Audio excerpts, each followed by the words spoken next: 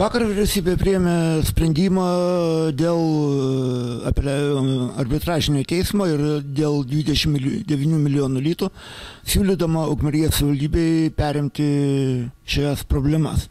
Ką jūs kaip politikas manote apie tai? Na, manau, Lietuvos valdžia ir parodo, kad Ukmergės problemos yra Ukmergės problemos.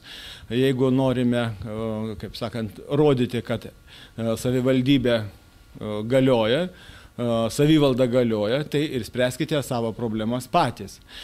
Kiek tai, sakysime, teisėta ir teisinga, man nematant originalių dokumentų prieš akis sunku teikti, tačiau ką Respublikos vyriausybė ir pateikė pačioje istorijos pradžioje, kad visas iškilusias problemas ir, kaip sakant, rezultatus turės pati savivaldybė ir išsispręsti.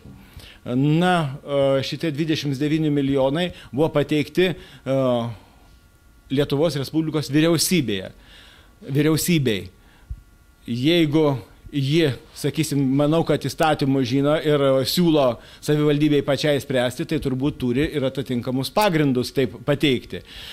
Savivaldybei pati pirma gėlelė spręsti 29 milijonų, sakysime, problemą. Tai yra trečdalis metinio Ukmergės rajono biudžeto. Tai jau problema yra labai ryški. Ir čia dabar kaip tik pasirodys tikra kompetencija, išprusimas teisinėje bazėje. Kaip apsiginti, kad ta pretenzija pareikšta neteisingai, neteisėtai, ar bent jau ne Ukmergės savivaldybei.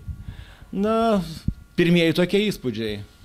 Bet ar tai nebūtų labai didelė problema ir labai didelis sunkus uždavinys būtent savivaldybei įsiaiškinti tą, su visom peripetijom?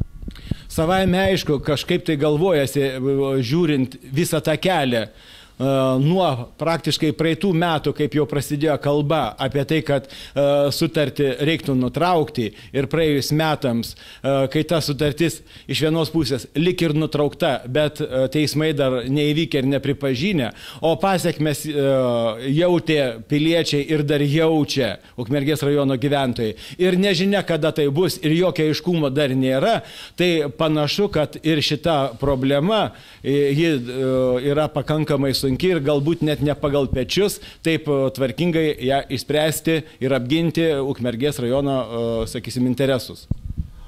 Ir jeigu, tarkime, vis dėlto padėtis klostysis nepalankiai savivaldybei, ar kokia gali būti atsakomybė politikų, tarkim, kurie balsavo už visus šitos sprendimus?